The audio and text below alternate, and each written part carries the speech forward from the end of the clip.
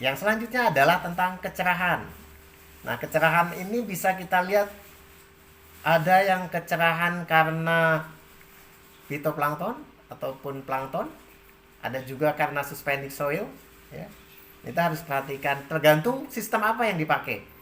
Nah, apakah ini adalah sistem plankton ataupun semi plog, bioplog dan sebagainya.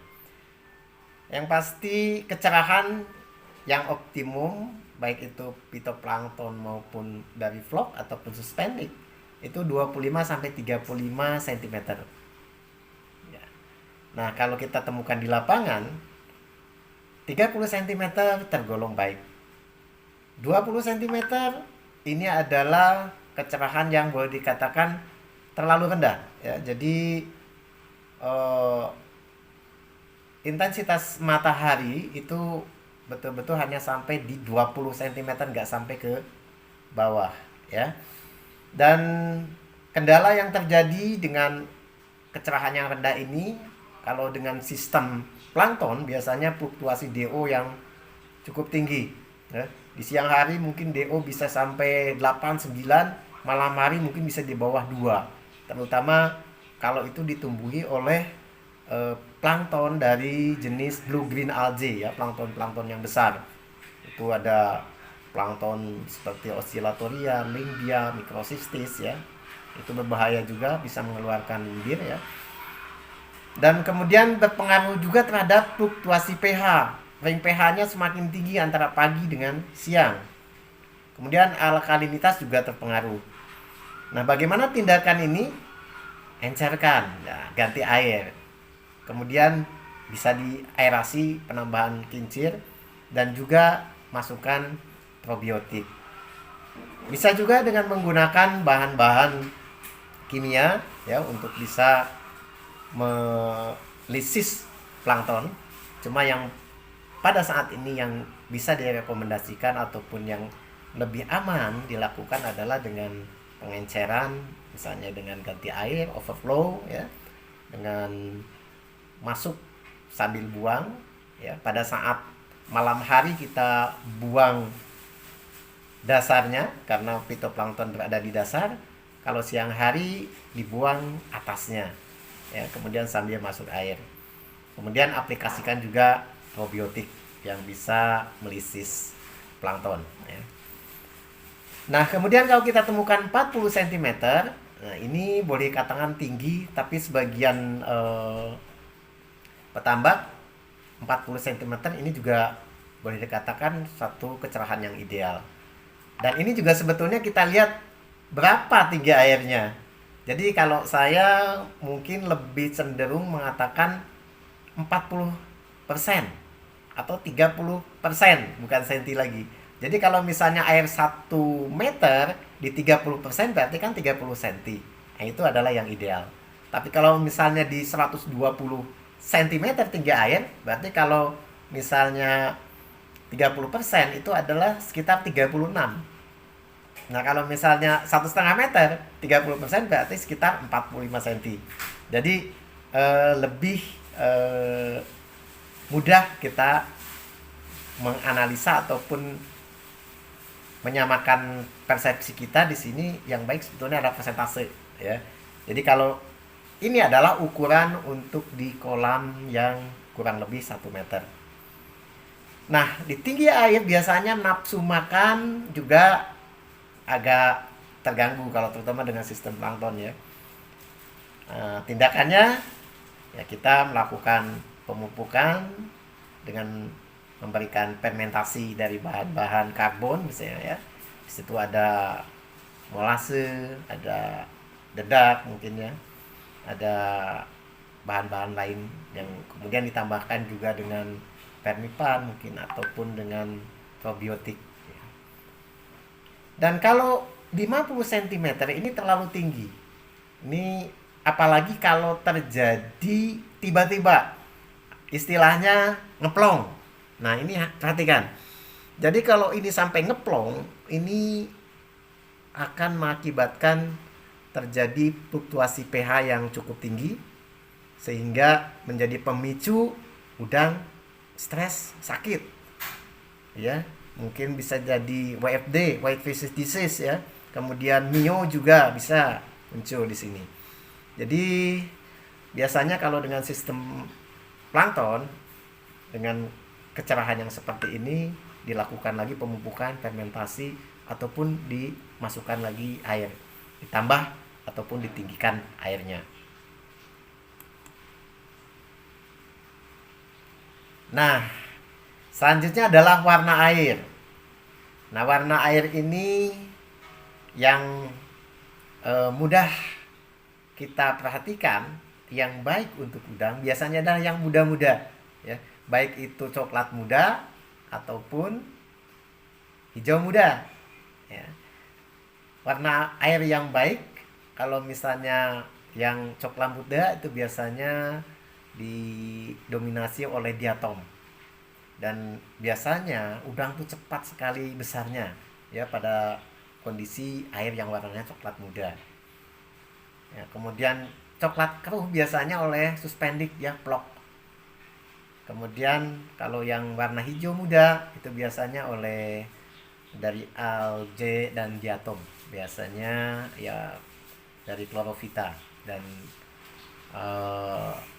banyak didominasi oleh chlorella.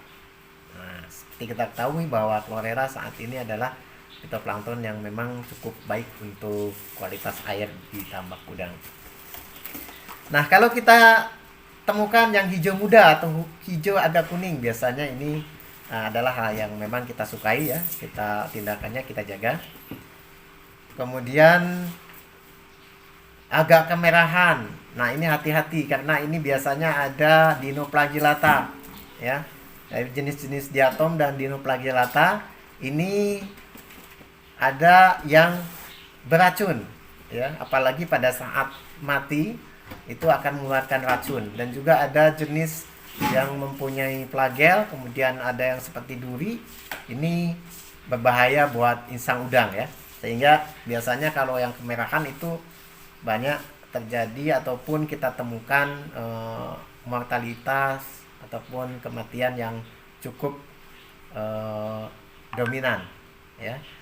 Dan dinoflagellata ini biasa kita lakukan tindakan dengan memberikan BKC, ya, benzalkonium klorid, ataupun kita juga bisa menggunakan CaO gamping, ya. Pada saat siang hari terik, ya, kita aplikasikan saja CaO gamping, yaitu kapur yang panas itu, ya, ya, diberikan 10 sampai 20 ppm. Perhatikan udang sudah sebesar berapa, ya.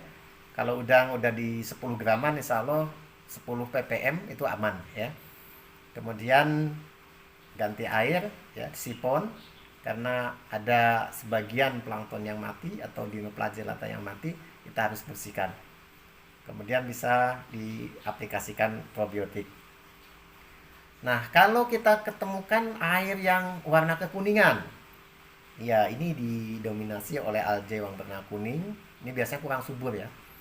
Nah, kita bisa melakukan tindakan pemupukan dengan fermentasi, atau kita bisa suntik ataupun transfer plankton dari kolam yang subur, dari kolam yang sudah jauh lebih baik dari kolam yang ini, ya, yang kekuningan ini.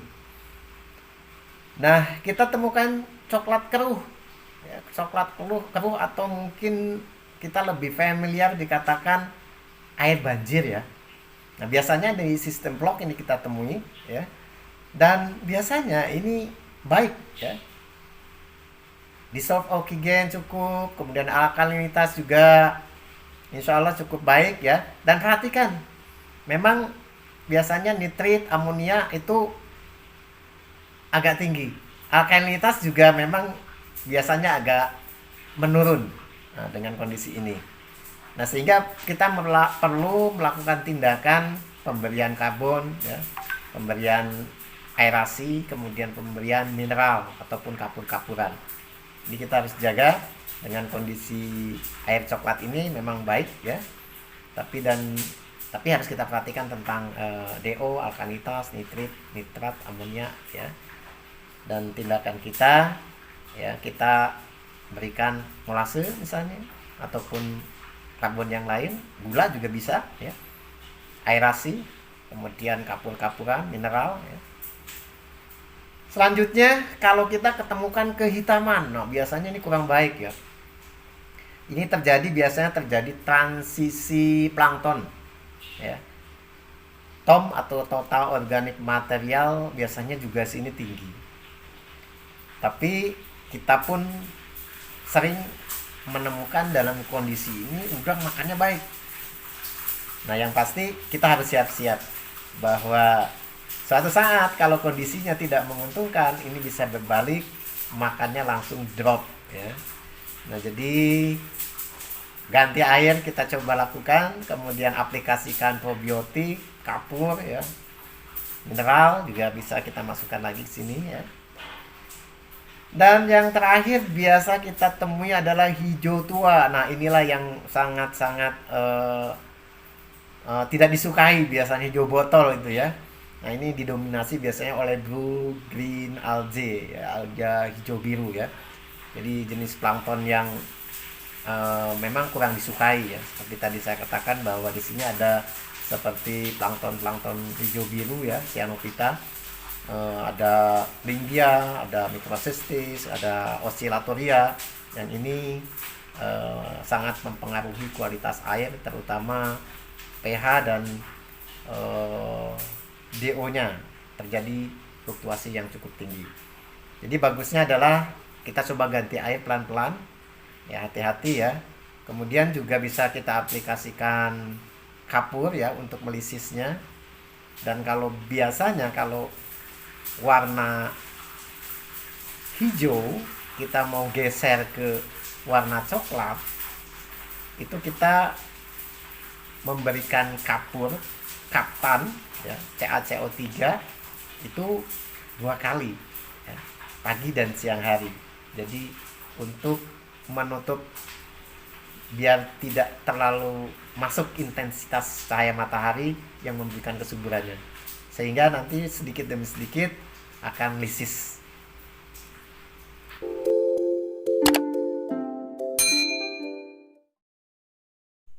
Terima kasih sudah menyimak video ini, dan supaya tidak ketinggalan dengan video selanjutnya, silahkan di subscribe, kemudian bunyikan tanda loncengnya. Dan kalau memang video ini bermanfaat, silahkan di share, dan mohon di like, juga komen. Terima kasih, sampai jumpa di video berikutnya. Assalamualaikum warahmatullahi wabarakatuh. Salam sukses.